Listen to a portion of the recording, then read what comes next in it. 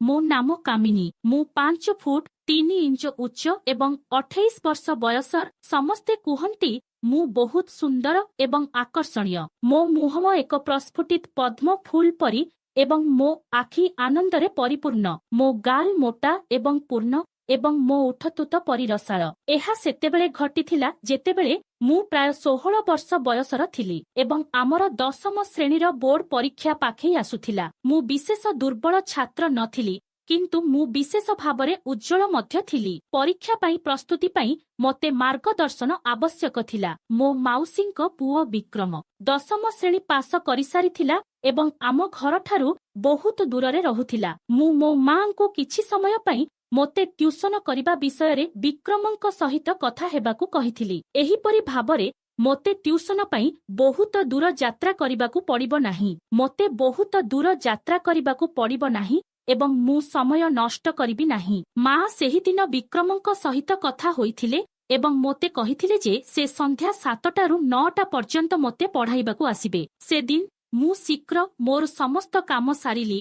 ମୋର ପୁସ୍ତକ ନେଇ ପ୍ରାର୍ଥନା ଘର ସଂଲଗ୍ନ ଟ୍ରି ରୁମ୍ରେ ପଢ଼ିଲି ବସିଲି। ବିକ୍ରମ ଆସିବା ସମୟରେ ସନ୍ଧ୍ୟା ପ୍ରାୟ 7:30 ହେବ। ସେତେବେଳେ ବିକ୍ରମଙ୍କ ବୟସ ପ୍ରାୟ 25 ବର୍ଷ ଥିଲା ଏବଂ ସେ ବହୁତ ସୁନ୍ଦର ଏବଂ ଆକର୍ଷଣୀୟ ବ୍ୟକ୍ତିତ୍ୱର ଅଧିକାରୀ ଥିଲେ। ସେ ପ୍ରାୟ 6 ଫୁଟ ଉଚ୍ଚ, ଏକ ଶକ୍ତିଶାଳୀ ଏବଂ ସୁଗଠିତ ଶରୀର ସହିତ ତାଙ୍କର ଗହମ ରଙ୍ଗ କ୍ଲିନ୍ ସେଭଡ୍ ବହୁତ ଆକର୍ଷଣୀୟ ଥିଲା। ଆନୁଷ୍ଠାନିକ ଅଭିବାଦନ ପରେ ସେ ମୋ ଆଡ଼କୁ ଫେରିଲେ। ତେବେ ମୋ ଛାତ୍ର ପଢ଼ିବାକୁ ପ୍ରସ୍ତୁତ? ମୁଁ ମୁଣ୍ଡ ହଲାଇ କହିଲି, ହଁ, ବହୁତ ଭଲ। ମୋତେ କୁହ, ତୁମେ କେଉଁ ବିଷୟରେ ନିଜକୁ ସବୁଠାରୁ ଦୁର୍ବଳ ଭାବ?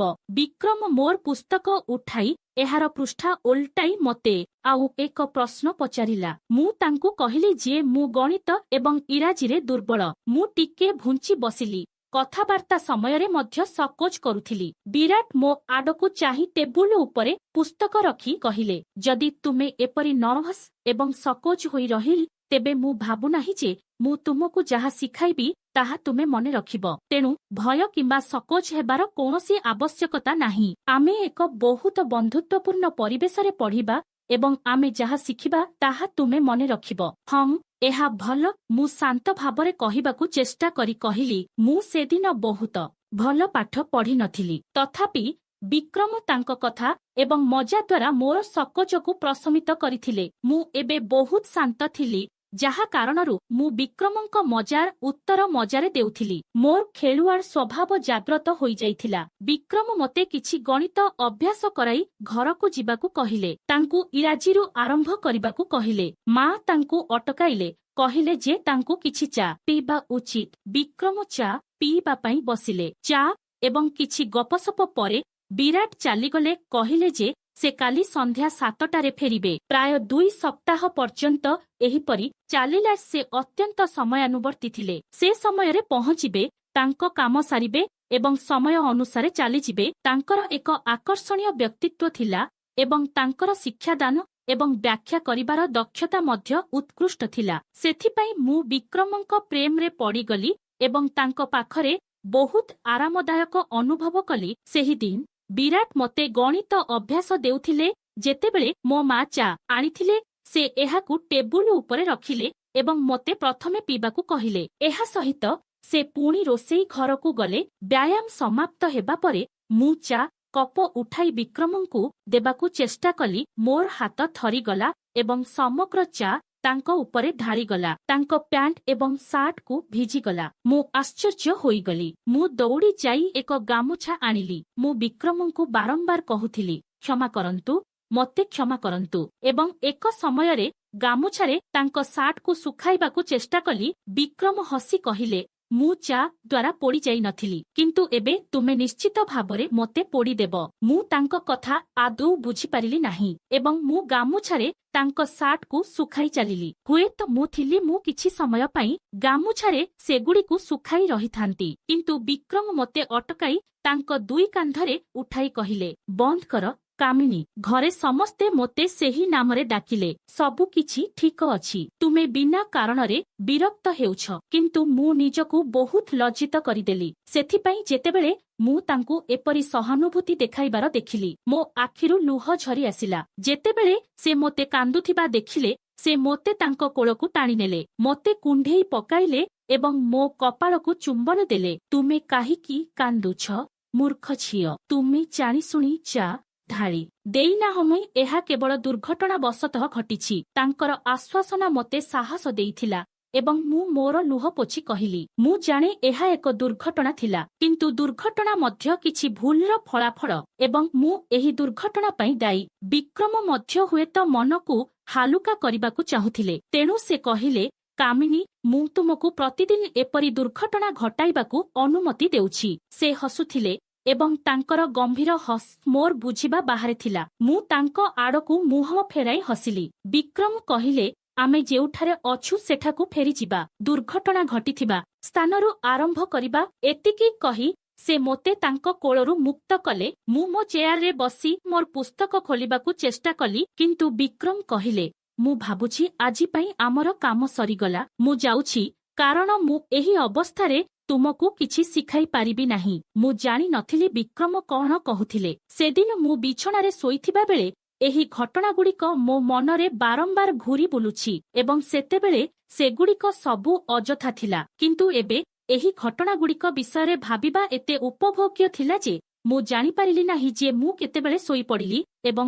ଗଭୀର ନିଦ୍ରାରେ ପଡ଼ିଗଲି। ମୁଁ ବୁଡ଼ିବାକୁ ଲାଗିଲି। ସେହି ରାତିରେ ମୁଁ ମୋର ସ୍ୱପ୍ନରେ ବିକ୍ରମଙ୍କୁ ବାରମ୍ବାର ଦେଖିଲି। କେତେବେଳେ ଆମେ ଏକ ପବିତ୍ର ନଦୀ କୂଳରେ ବସି କଥା ହେଉଥିଲୁ, କେତେବେଳେ ଆମେ ପାର୍କର ଏକ କୋଣରେ ଏକ ବେଞ୍ଚରେ ବସି କିଛି ରହସ୍ୟମୟ କଥା ଆଲୋଚନା କରୁଥିଲୁ, କେତେବେଳେ ଆମେ ପାହାଡ଼, ଜଙ୍ଗଲ ଏବଂ ମରୁଭୂମିରେ ଥିଲୁ, ଆଉ କେତେବେଳେ ଆମେ ସମୁଦ୍ର ତରଙ୍ଗ ସହିତ ଖେଳୁଥିଲୁ। ସେହି ରାତିରେ ବିକ୍ରମ ଏବଂ ମୁଁ ଏକାଠି ବିଶ୍ୱ ଭ୍ରମଣ କରୁଥିଲୁ। ମୁଁ ସେଦିନ ବହୁତ ଗଭୀର ଶୋଇଥିଲୁ। ଯେତେବେଳେ ମୁଁ ସକାଳେ ଉଠିଲି, ମୋ ସ୍ୱପ୍ନର ପ୍ରତ୍ୟେକ ଦୃଶ୍ୟ ମୋ ମନରେ ଖୋଳା ହୋଇଗଲା। ମୁଁ ବିଛଣାରୁ ଉଠିବାକୁ ଇଚ୍ଛା କରୁନଥିଲି। ମୁଁ ସ୍ୱପ୍ନର ଦୁନିଆ ଛାଡ଼ିବାକୁ ଚାହୁଁନଥିଲି। ମୁଁ ଜାଣିନାହିଁ କାହିଁକି, କିନ୍ତୁ ଯାହା ହେଉ ଏହା ବହୁତ ଆନନ୍ଦଦାୟକ ଥିଲା। ପରଦିନ ସନ୍ଧ୍ୟାରେ ଯେତେବେଳେ ବିକ୍ରମ ଘରକୁ ପହଞ୍ଚିଲି, ମୁଁ ଗାଧୋଇ ସାରି ବାହାରକୁ ଆସିଥିଲି। ମୋର କେଶ ଓଦା ଥିଲା ଏବଂ ତଥାପି ଟପକୁଥିଲା। ମୁଁ ସ୍ପଷ୍ଟ ଭାବରେ ଅନୁଭବ କରିପାରୁଥିଲି ଯେ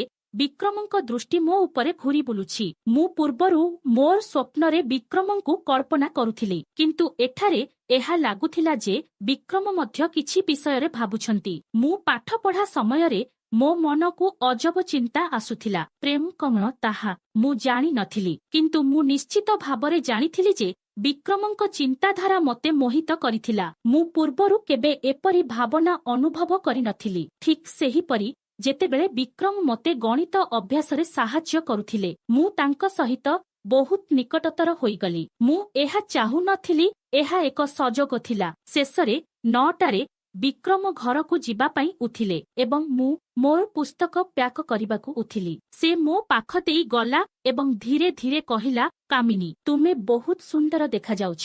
ମୁଁ ଆଶ୍ଚର୍ଯ୍ୟ ହୋଇ ତାଙ୍କୁ ଚାହିଁଲି, କିନ୍ତୁ ସେତେବେଳକୁ ସେ ମୋ ପାଖରୁ ଦୂରେଇ ଯାଇସାରିଥିଲା। ତାଙ୍କ କଥା ସାରା ରାତି ମୋ କାନରେ ପ୍ରତିଧ୍ୱନିତ ହେଉଥିଲା। ହୁଏତ ଏହା ସତ୍ୟ ଯେ ମହିଳାମାନେ ଏତେ ଆତ୍ମ ଅବସକ୍ତ, ସେଥିପାଇଁ ସେମାନେ ପ୍ରଶଂସାରେ ଏତେ ଅଭିଭୂତ ହୋଇଯାଆନ୍ତି। ପରଦିନ ବିରାଟ ଠିକ ସମୟରେ ପହଞ୍ଚିଲେ। ଆମେ ପାଠପଢ଼ା ଆରମ୍ଭ କରିଥିଲୁ ଯେତେବେଳେ ବିଦ୍ୟୁତ ଚାଲିଗଲା। ମୁଁ ଏକ ମହମବତୀ ଜାଳିବାକୁ ଉଠିଲି, ତେଣୁ ବିକ୍ରମ ମୋର ହାତ ଧରି କହିଲେ, ଆମକୁ ଏକାଠି ମଣି ବାନ୍ଧିବାକୁ ପଡ଼ିବ ନାହିଁ। ଆସନ୍ତୁ ବସି କଥା ହେବା। କିଛି ସମୟ ମଧ୍ୟରେ ବିଦ୍ୟୁତ ଫେରି ଆସିବ। ତେଣୁ ମୁଁ ମଧ୍ୟ ସେଠାରେ ବସିଲି ଏବଂ ଆମେ ଅନିୟମିତ ଜିନିଷ ବିଷୟରେ କଥାବାର୍ତ୍ତା ଆରମ୍ଭ କଲୁ। ବିକ୍ରମ ମୋ ହାତ ଧରିଥିଲେ, କିନ୍ତୁ ମୁଁ ଅସହଜ ଅନୁଭବ କରୁଥିଲି। ଯଦିଓ ବିକ୍ରମଙ୍କ ପ୍ରେମ ମୋତେ ପୂର୍ବରୁ କବଳିତ କରିସାରିଥିଲା ଏବଂ ତାଙ୍କର ପ୍ରଭାବଶାଳୀ ବ୍ୟକ୍ତିତ୍ୱ ମୋ ଉପରେ ମନ୍ତ୍ର ପକାଇଥିଲା, ମୁଁ ଆଶା କରିନଥିଲି ଯେ ଏହା ତୁରନ୍ତ ଘଟିବ। କୋଠରୀ ଅନ୍ଧାର ଥିଲା ଏବଂ ଆମେ ପରସ୍ପରର ଭାବନା ଦେଖିପାରିଲୁ ନାହିଁ। ସତ କହିବାକୁ ଗଲେ ମୋ ଉପରେ ତାଙ୍କର ହାତ ମୋତେ ବହୁତ ପସନ୍ଦ ଆସିଥିଲା, କିନ୍ତୁ ଏକ ଅନ୍ତରସ୍ଥ ଭୟ ମୋତେ ଅଟକାଇ ରଖିଥିଲା। ଯଦି ବିକ୍ରମଙ୍କ ସ୍ଥାନରେ ଅନ୍ୟ କେହି ଥାଆନ୍ତେ, ମୁଁ ନିଶ୍ଚିତ ଯେ ମୁଁ ତାଙ୍କ ହାତକୁ ଛିଣ୍ଡି ଦେଇଥାନ୍ତି, କିନ୍ତୁ ବିକ୍ରମଙ୍କ ପାଇଁ ମୁଁ ପୂର୍ବରୁ ସବୁକିଛି ହରାଇ ସାରିଥିଲି। ତଥାପି ମୁଁ ଏହା ଘଟାଇବାକୁ ଚାହୁଁନଥିଲି। ମୁଁ ଅସହଜ ଅନୁଭବ କରିବାକୁ ଲାଗିଲି, ତେଣୁ ମୁଁ ତାଙ୍କ ହାତ ଛାଡ଼ିଦେଇ ଶୌଚାଳୟ ଯିବାର ଅଭିନୟ କରି ଉଠିଲି। କିନ୍ତୁ ମୁଁ ଉଠିବାକୁ ଯାଉଥିଲି, ମୁଁ ଗୋଟିଏ ପାଦ ନେବାକୁ ଯାଉଥିଲି। ମୁଁ ଜାଣି ନାହିଁ ମୋ ଉପରେ କଣ ଆସିଲା। ମୁଁ ଝୁଣ୍ଟି ପଡ଼ିଗଲି। ସେହି ମୁହୂର୍ତ୍ତରେ ବିକ୍ରମ ତାଙ୍କ ହାତ ବଢ଼ାଇ ମୋତେ ସାହାଯ୍ୟ କଲେ, ମୋତେ ପଡ଼ିବାରୁ ରକ୍ଷା କଲେ। ମୁଁ ଭୟଭୀତ ହୋଇଗଲି। ମୁଁ ନିଶ୍ଚିତ ଭାବରେ ଶୌଚାଳୟକୁ ଦୌଡ଼ି ଯାଇଥିଲି। ମୋର ଆବଶ୍ୟକତା ନଥିଲା, ତଥାପି ମୋ ମୁହଁରେ କିଛି ଥଣ୍ଡା ପାଣି ଛିଞ୍ଚିବା ଗରମ କମ କରିବାରେ ସାହାଯ୍ୟ କଲା। ମୁଁ ଶୌଚାଳୟରେ ଥିଲି ଯେତେବେଳେ ବିଦ୍ୟୁତ ଫେରିଆସିଲା। ମୁଁ ଧୀରେ ରୁମକୁ ଫେରି ଆସିଲି ଏବଂ ବିକ୍ରମ ନଥିଲେ। ମୁଁ ବିସ୍ମିତ ହୋଇଗଲି। ସେ ମୋତେ ନ କହି କାହିଁକି ଚାଲିଗଲେ। ଠିକ ସେହି ସମୟରେ ମୋ ମା ଡ୍ରି ରୁମକୁ ଆସିଲେ ଏବଂ ମୋତେ କହିଲେ ଯେ ବିକ୍ରମ ମୁଣ୍ଡବିନ୍ଧା ଅଭିଯୋଗ କରୁଛନ୍ତି ଏବଂ ବିଦ୍ୟୁତ ନାହିଁ, ତେଣୁ ସେ ଘରକୁ ଯାଉଛନ୍ତି। ମୁଁ ମୋର ପୁସ୍ତକ ପ୍ୟାକ୍ କରି ମୋ ଶୟନ କକ୍ଷକୁ ଗଲି। ବିକ୍ରମ ମୋ ଚିନ୍ତାଧାରାର କେନ୍ଦ୍ର ଥିଲେ। ସେହି ରାତିରେ ମଧ୍ୟ ମୁଁ ସେହି ଚିନ୍ତାଧାରା ମଧ୍ୟରେ ହଜି ଶୋଇପଡ଼ିଲି। ଯେତେବେଳେ ମୁଁ ସକାଳେ ଉଠିଲି, ମୁଁ ସାରା ଦିନ ବିକ୍ରମଙ୍କ ଚିନ୍ତାରେ ହଜିଗଲି। ସନ୍ଧ୍ୟା ପୂର୍ବରୁ ମଧ୍ୟ ମୁଁ ସନ୍ଧ୍ୟାକୁ ଉତ୍କଣ୍ଠାର ସହିତ ଅପେକ୍ଷା କରିବାକୁ ଲାଗିଲି। ମୁଁ ଦେଖିବାକୁ ଚାହୁଁଥିଲି ଯେ ବିକ୍ରମ ସେଦିନ କିପରି ବ୍ୟବହାର କରିବେ, କିନ୍ତୁ ସମୟ ସତ୍ତ୍ୱେ ସେ କେବେ ଆସିଲେ ନାହିଁ। ମୁଁ ଅପେକ୍ଷା କଲି, କିନ୍ତୁ ମୋର ଅପେକ୍ଷା କେବଳ ଅପେକ୍ଷା ଥିଲା। ସେ ସକାଳ 8ଟା ପର୍ଯ୍ୟନ୍ତ ଆସିଲେ ନାହିଁ। ତେଣୁ ମୁଁ ମୋ ମାଙ୍କୁ କହିଲି, ହଁ ମୁଁ ଜାଣି ନାହିଁ ଯେ ବିକ୍ରମ ଆଜି କାହିଁକି ଆସିଲେ ନାହିଁ। ମୋ ମା କହିଲେ ତାଙ୍କର ଅନ୍ୟ କିଛି କାମ ଥାଇପାରେ, ତେଣୁ ସେ ଆସିପାରିଲେ ନାହିଁ। ମୁଁ କହିଲି, ନା ମା, ଗତକାଲି ସେ ଯେତେବେଳେ ଚାଲିଗଲେ ତାଙ୍କୁ ଭଲ ଲାଗୁନଥିଲା। କିଏ ଜାଣେ ସେ ଏପର୍ଯ୍ୟନ୍ତ ଭଲ ହୋଇନଥିବେ। ଏବେ ମାଉସୀ, ଦୟାକରି ଫୋନ୍ କରି ତାଙ୍କ ବିଷୟରେ ଜାଣନ୍ତୁ। କିଛି ମନେ ପଡ଼ିବା ପରି ସେ ତାଙ୍କ ମାଉସୀଙ୍କୁ ଫୋନ୍ କଲେ। ମାଉସୀ ତାଙ୍କୁ କହିଲେ ଯେ ବିକ୍ରମ ଗତକାଲିଠାରୁ ପ୍ରବଳ ଜ୍ୱରରେ ପୀଡ଼ିତ। ଯେତେବେଳେ ମୁଁ ଏହା ଜାଣିଲି, ମୁଁ ଅତ୍ୟନ୍ତ ଅସହଜ ଅନୁଭବ କଲି। ମୁଁ ତୁରନ୍ତ ଯାଇ ତାଙ୍କ ଜ୍ୱରକୁ ନିଜ ଉପରେ ନେବାକୁ ଚାହୁଁଥିଲି, କିନ୍ତୁ ସେହି ମୁହୂର୍ତ୍ତରେ ମୁଁ କଣ କରିପାରିବି। ସକାଳେ ମୁଁ ମୋ ମାଉସୀଙ୍କୁ ତାଙ୍କ ବିଷୟରେ ଜାଣିବା ପାଇଁ ମୋ ମାଉସୀଙ୍କ ଘରକୁ ନେଇଗଲି ଏବଂ ଦେଖିଲି ଯେ ବିକ୍ରମ ଜ୍ୱରରେ ବିଛଣାରେ ଶୋଇଛନ୍ତି। ଏକ ସଂକ୍ଷିପ୍ତ ଆନୁଷ୍ଠାନିକ କଥାବାର୍ତ୍ତା ପରେ ମୁଁ ସେଠାରେ ବସିଲି। ମାଉସୀ ଏବଂ ମା ମଧ୍ୟ ଏକାଠି ବସିଥିଲେ, ନିଜ ନିଜ କଥାବାର୍ତ୍ତାରେ ମଗ୍ନ ଥିଲେ। ବିକ୍ରମ ଆମକୁ ଥରେ ଦେଖିଲେ, ତାପରେ ଆଖି ବନ୍ଦ କରିଦେଲେ। ଆମେ ମାଉସୀ ଏବଂ ମାଉସୀଙ୍କ ଉପସ୍ଥିତିରେ ଥିଲୁ। ମୁଁ କିଛି କହିପାରିଲି ନାହିଁ, ସେଥିପାଇଁ ଆମେ ଚୁପ୍ ବସିଥିଲୁ। ମାଉସୀ ଏବଂ ମାଉସୀ କଥାବାର୍ତ୍ତା କରୁଥିବା ସମୟରେ ମାଉସୀ କହିଥିଲେ ଯେ ତାଙ୍କ ବନ୍ଧୁଙ୍କ ଝିଅର ବିବାହ ହେଉଛି। ସେଠାକୁ ଯିବା ତାଙ୍କ ପାଇଁ ବହୁତ ଗୁରୁତ୍ୱପୂର୍ଣ୍ଣ ଥିଲା, କିନ୍ତୁ ସେ ଯାଇପାରିଲେ ନାହିଁ। ମା ପଚାରୁଥିଲେ ଯେ ସେ କାହିଁକି ଯାଇପାରିବେ ନାହିଁ। ମାଉସୀ କହିଲେ ଯେ ଯାହାଙ୍କ ସହିତ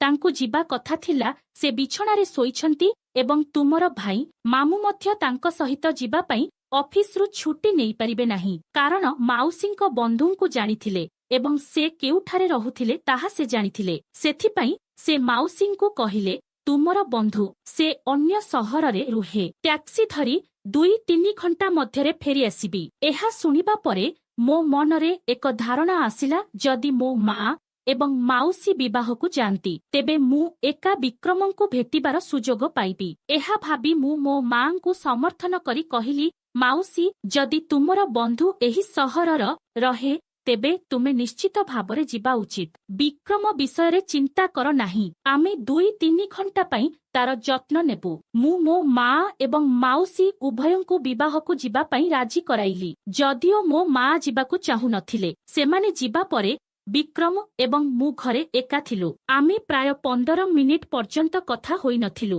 ବିକ୍ରମ ଆଖି ବନ୍ଦ କରି ସେଠାରେ ପଡ଼ି ରହିଲି। ହୁଏତ ସେ ମୋ କଥାବାର୍ତ୍ତା ଆରମ୍ଭ କରିବା ପାଇଁ ଅପେକ୍ଷା କରୁଥିଲେ, କିନ୍ତୁ ମୁଁ କିପରି କଥାବାର୍ତ୍ତା ଆରମ୍ଭ କରିବି ଏବଂ କଣ କହିବି ତାହା ବୁଝିପାରୁ ନଥିଲି। ପରିବେଶର ଏକାନ୍ତତା ଏବଂ ନୀରବତା ଅଦ୍ଭୁତ ଭାବରେ ଶାନ୍ତ ଥିଲା। ବିକ୍ରମ ମୋ ଆଡ଼କୁ ବୁଲି ପଡ଼ିଲେ, ଆଖି ଖୋଲିଲେ ଏବଂ କହିଲେ, କାମିନୀ, ତୁମେ ମୋତେ ପୋଡ଼ି ଦେଇଛି। ତାଙ୍କ ସ୍ୱର ମୋ କାନରେ ପ୍ରତିଧ୍ୱନିତ ହେଲା। ତାଙ୍କ ଆଖି ମୋ ମୁହଁ ଉପରେ ସ୍ଥିର ଥିଲା। ତୁମେ ଭାବୁଥିବ ମୁଁ କେବଳ ଜ୍ୱର କରୁଛି, କିନ୍ତୁ ତାହା ସତ୍ୟ ନୁହେଁ। ମୁଁ ଯେଉଁ ନିଆଁରେ ଜଳୁଛି ତାହା ତୁମର ପ୍ରେମ ଯାହା ଜଳୁଛି। ଦେଖ, ମୁଁ ଜଳୁଛି ନୁହେଁ କି? ସେ ତାଙ୍କ କପାଳରେ ମୋ ହାତ ରଖି କହିଲେ। ତାଙ୍କ କପାଳ ପ୍ରକୃତରେ ଜଳୁଥିଲା। ହମ ବିକ୍ରମ, ମୁଁ କେବଳ ଏତିକି କହିପାରିଲି। ବିକ୍ରମ ପାଗଳ ଭାବରେ ମୋ ହାତକୁ ତାଙ୍କ ମୁହଁରେ ଧରିଥିଲା, ଯେପରି से सांत्वना पाउछंती मु मध्य सांत्वना पाउथिली मु प्रेमरे पड़ीगली नूतन मोड आमे दुहे सेही मुहूर्तरे हजि जाइथिलु जेतेबेले द्वारे एक मृदु क्षक क्षक हेला आमर ध्यान बाधा प्राप्त हेला एवं आमे सेठारु चालीगलु विक्रम नीरस स्वररे पचारिले कामिनी किए मु पुओ मा विक्रम पई किछि औषध पठाइछंती बाहारु एक स्वर आसिला सेथिले आमर पड़ोसी सुनीता माउसी जिए प्रायतः आम घरकू आसुथिले हम माउसी मु तुरंत फेरी आसीबी मु शीघ्र द्वार खोली औषध नेइगली सुनीता माउसी विक्रम को चाहि चिंतित भावरे पचारिले हे विक्रम तुमर ज्वर एबे किपरि अछि मा मते कहिले जे एहा बहुत अधिक विक्रम हसी कहिले हाँ माउसी पूर्व अपेक्षा भल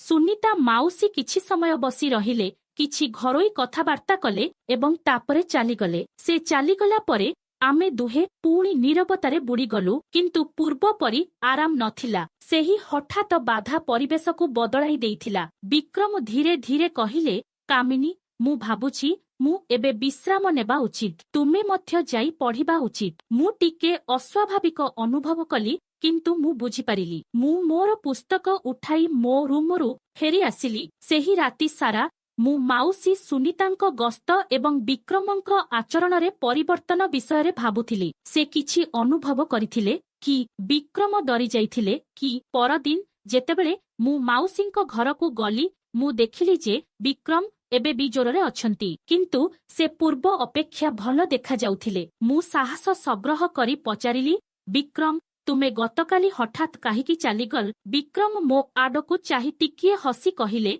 मो मुंड बहुत जंत्रणा करुथिला एवं विद्युत नथिला तेणु मु भाबिथिली तुमको पाठ पढ़ारे असुविधा हेबो तांक आखिरे एक अद्भुत चमक थिला जाहा तांक कथा सहित मेल खाउनथिला माउसी बाधा देले कामिनी मु विक्रमंकु संपूर्ण सुस्थ हेबा पर्यंत साहाय्य करिबा विषय चिंता करुथिले तांकर किछि असुविधा हेउछि एवं डाक्टर कहिछंती जे तांकु किछि दिन विश्राम आवश्यक एहा सुनी मु बहुत खुशी हेली एहा मो पई एक बड़ मुहूर्त थिला एहा विक्रमंक निकटतर हेबार सुजोग थिला मु तुरंत कहिली हम माउसी निश्चित भाबरे मु विक्रमंकु साहाय्य करिबी एबे मु प्रतिदिन अपराह्नरे माउसींक घरकू जाउथिली मु विक्रमंकु तांकर औषध देउथिली तांकु पनिपरिबा सूप प्रस्तुत करुथिली एवं तांकु व्यस्त रखिबा पई कहानी सुनाउथिले पाठ पढ़ार बाहाना केवल एक औपचारिकता होई जाइथिला आमर आलोचना प्रायतः जीवन स्वप्न एवं भविष्यत विषय थिला विक्रम मते तांक पिलादिनर कहानी सुनाउथिले तांक कॉलेज दिनर मजादार मुहूर्त गुड़िक वर्णना करुथिले एवं इंजीनियर हेबार स्वप्न बांटिथिले मु तांकु मोर छोट छोट मजा एवं पाठपढ़ा व्यतीत मोर कला आग्रह विषय मध्य कहिथिली गोटिए दिन जेतेबेले मु विक्रमंक पाखरे बसी तांकु एक लोककथा कहुथिली से हठात मोर हाथ धरिले एथर तांकर मुखा दृढ़ थिला एवं तांक आखिरे सेही आग्रह थिला जाहा मु मचा ढालिबा दिन अनुभव करिथिली से कहिले कामिनी तुमे मो जीवन रे एक नूतन आलोक आनिछ जेबेठारु तुमे मोर जत्न नेउछ मु मो रोग को पसंद करबाकू आरंभ करिछि मु लाल होइगली किंतु मु मो हाथ पछकू टाणी नथिली से कहिले कामिनी मु तुमको किछि कहिबाकू चाहुछि मोर हृदय धड़ धड़ करबाकू लागिला मु भाबिथिली से ठीक जाहा सुनिबाकू चाहुथिले ताहा कहिबे किंतु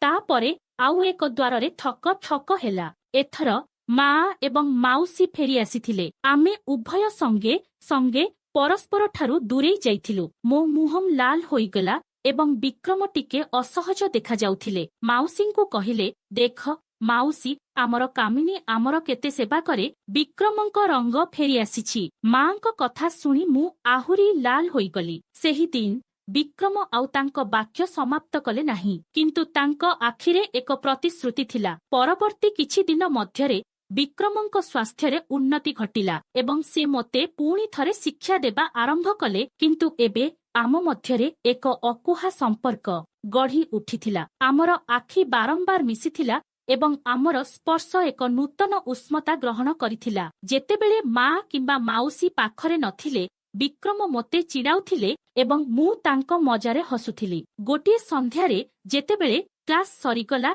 ଏବଂ ବିକ୍ରମ ଯିବାକୁ ଉଠିଲେ। ମୁଁ ତାଙ୍କ ପାଖକୁ ଯିବା ପାଇଁ ସାହସ ସଂଗ୍ରହ କଲି। ବିକ୍ରମ କହିଲା, ତୁମେ ମୋତେ କିଛି କହିବାକୁ ଯାଉଥିଲ। ସେଦିନ ବିକ୍ରମ ହସି ହସି କହିଲା, ହଁ କାମିନୀ, ମୁଁ ତୁମକୁ କହିବାକୁ ଚାହୁଁଥିଲି ଯେ ତୁମେ ମୋର ସବୁଠାରୁ ଭଲ ଛାତ୍ର।